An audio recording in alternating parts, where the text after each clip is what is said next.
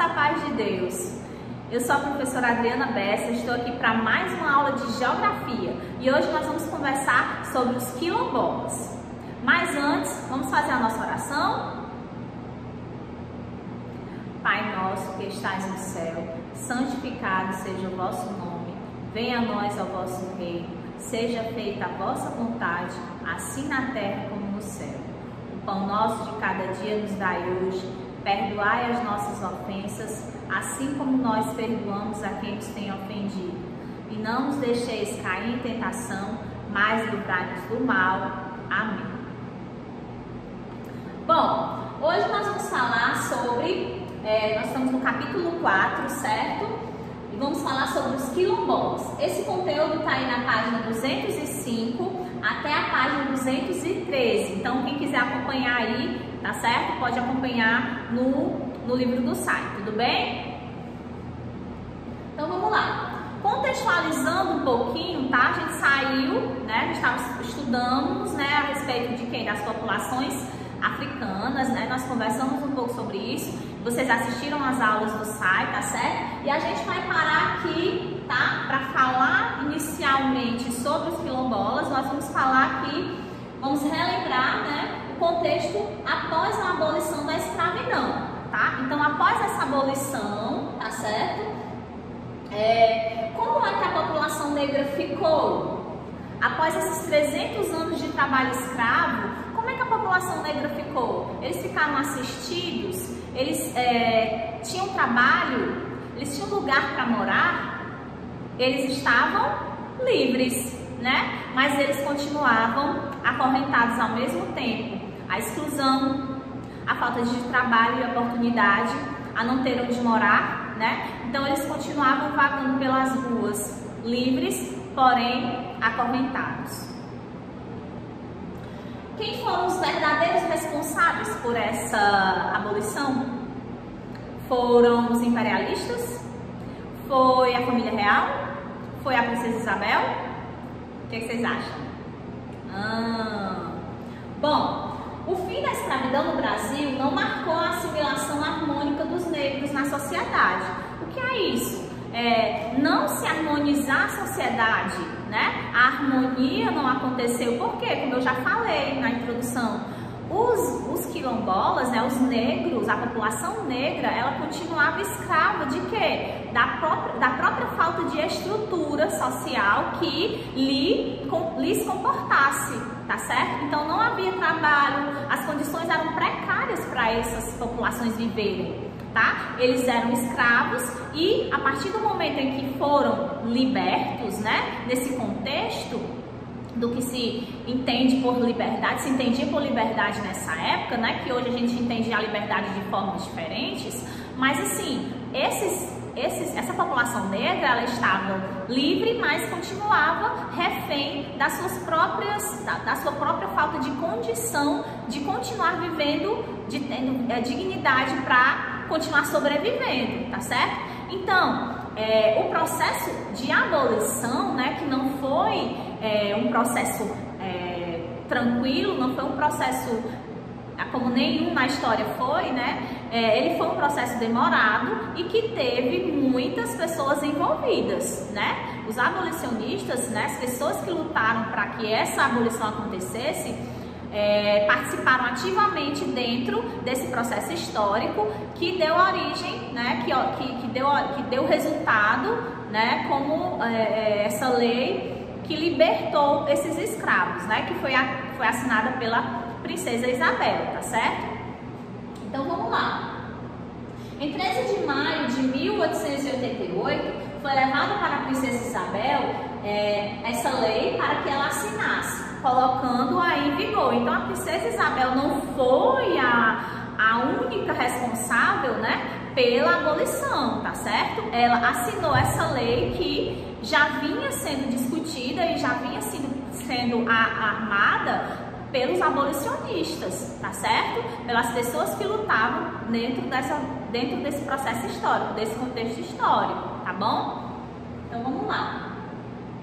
Por que a maioria dos excluídos ou estigmatizados, ou seja, as pessoas pessoas marcadas de forma negativa, né, que são as pessoas que a gente coloca e costuma falar que são estigmatizadas, elas, em sua maioria, elas viviam em espaços periféricos, longe dos grandes centros, né? Então, é um contexto antigo, mas que se você colocar, se você for refletir atualmente, isso ainda acontece, né? As pessoas negras, elas continuam sendo excluídas, né? Marginalizadas e estigmatizadas, tá certo? Então, é uma marca, tá? É uma marca de um Brasil que se construiu, se forjou de forma escravista, tá certo? Então, desde a exploração até a Constituição que colocou essa lei como, que promulgou essa lei, que tornou essa lei da escravidão, da liberdade das pessoas uma forma legítima, a população negra sofreu muito e ainda sofre, né? Então é bastante complexo entender esse processo, tá certo? E eu tô falando isso para ilustrar o que a gente vai falar, que a gente vai ficar conversando sobre os quilombolas, tá bom? Então, é importante frisar isso. A abolição foi um processo demorado que não foi consentido pelos imperialistas, tá certo? Eles queriam que os negros continuassem a trabalhar para eles, sendo escravos, mas de outro lado, uma população, os abolicionistas lutavam para que esses negros tivessem os seus direitos garantidos e fossem pessoas, fossem tratados como pessoas, porque eles não eram tratados como pessoas, né? Eles eram tratados de forma humilhante, de forma totalmente fora de contexto, certo? E de uma forma, como é que se diz? Muito violenta, tá certo, gente? Essa charge aqui, tá? Que é uma charge desse contexto que eu tô falando, ela mostra bem o que eu quero explicar para vocês, tá certo? Então, de um lado, tinha os imperialistas, os barões do café, né? Do café, e eles queriam esses escravos, eles queriam essa população para eles. Então, eles queriam essa mão de obra escrava, que era grande, para que as fazendas deles continuassem dando lucro, né? E, de um outro lado, o pessoal abolicionista, que eram os intelectuais da época, que já conheciam, que liam, que estudavam e que se achavam no direito de lutar por pessoas, tá? Se colocavam na condição de escravos também. Então, eles lutaram para que esse processo de abolição, tá? Que foi legitimado através da assinatura da Lei Áurea, tivesse a vez de acontecer, tá certo? Então, foi um processo bem complexo e muito sofrido para a população negra que ainda paga um preço muito alto, né? Por esse passado. Então, os quilombos, gente, os quilombos, ele é um termo de categoria jurídica, tá certo? Utilizado pelo Estado brasileiro a partir da promulgação da Constituição de 1988. Então, quando em 1988 a Constituição, que é o documento que rege as leis do Brasil, né, o documento mais importante de um país, essa Constituição onde tem as leis sobre tudo, ele foi promulgado, né, várias vezes foi promulgado, e em uma dessas, de 1988, foi-se acordado que os quilombos, né, seriam chamados assim, nessa categoria jurídica, de identificar essa população, a população oriunda, né, da escravidão, que fugiu e que estabeleceu comunidades para poder resistir a essa exploração, a essa escravidão e a esse sofrimento, tá bom?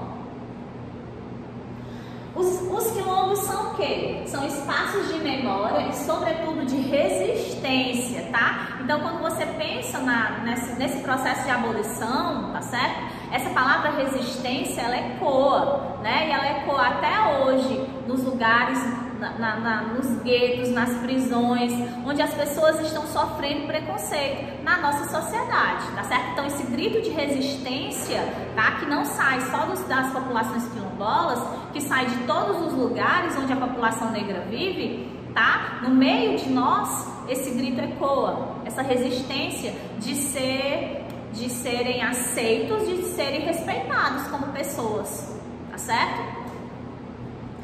Eles foram organizados para que as pessoas produzissem o seu próprio sustento. Então, como eles saíram, foram libertos, mas não tinham onde ficar, eles se juntaram nessa comunidade, tá certo? Num modo comunitário de viver, que era produzido, era para o sustento de todos.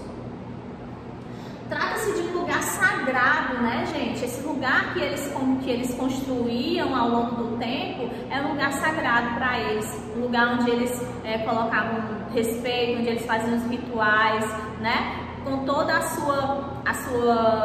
sua condição, né, de povo e com a fé nos seus povos ancestrais. A maioria está em áreas rurais, mas também existem quilombos em áreas urbanas, tá certo?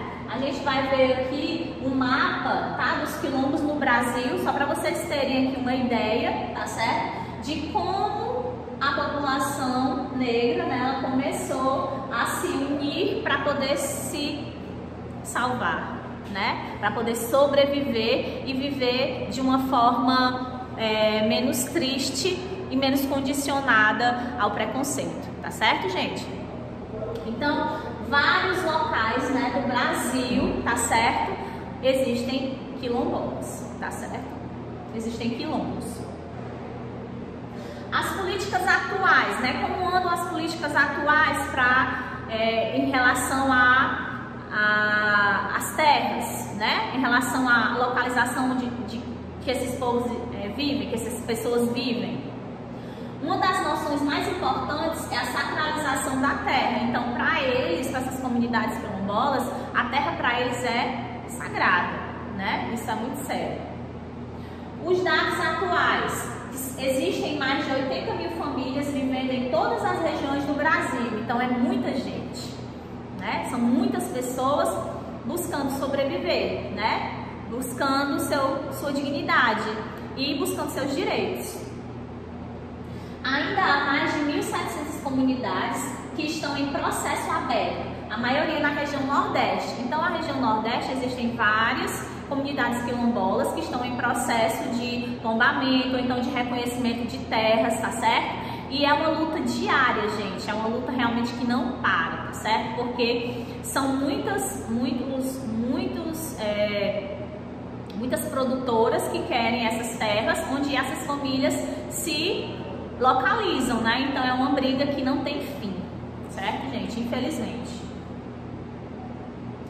Bom, falar sobre os quilombos, gente, é falar sobre essa resistência do povo negro, né? Que tem esse estigma tão grande e que vive, né? Que ecoa há tantos anos essa voz de sofrimento, essa voz de correntes amarradas, né? Essa lembrança dos navios negreiros, essa lembrança de morte, tá certo? Isso é muito sério dentro da nossa história, tá? E a gente, como povo presente, precisamos lutar para que não aconteça, né? Não aconteçam injustiças, que você lute contra o preconceito, né? Esse discurso, ele precisa ser sempre repetido, porque o preconceito é muito grande ainda, tá certo? Então nós, como escola, como pessoas, como seres humanos, nós precisamos respeitar as populações negras e tudo que elas representam para nós, tá certo? Dentro do seu contexto de ancestralidade, ok? Então eu vou deixar vocês aqui com uma frase do Nelson Mandela, tá? Para fechar aqui a nossa reflexão sobre os quilombolas. Quando eu saí em direção ao portão que me levaria à liberdade, sabia que se não deixasse minha amargura e meu ódio para trás, ainda estaria na prisão. Então essa é uma frase que me toca muito, tá? Eu sempre gosto de repetir e de repercutir essa frase, porque não adianta eu ter um discurso, tá? E fazer outra coisa, certo? Então mesmo é muito difícil, mas as pessoas negras que tanto sofreram, elas têm uma alegria imensa pela vida, elas têm uma alegria imensa por ser quem elas são, né? E por representar tanto para tantas pessoas. Tá bom? Eu espero que vocês ajudem também a repercutir isso, porque esse é o seu papel, esse é o nosso papel na sociedade, tá bom? Então, um grande beijo e até a nossa próxima aula. Tchau!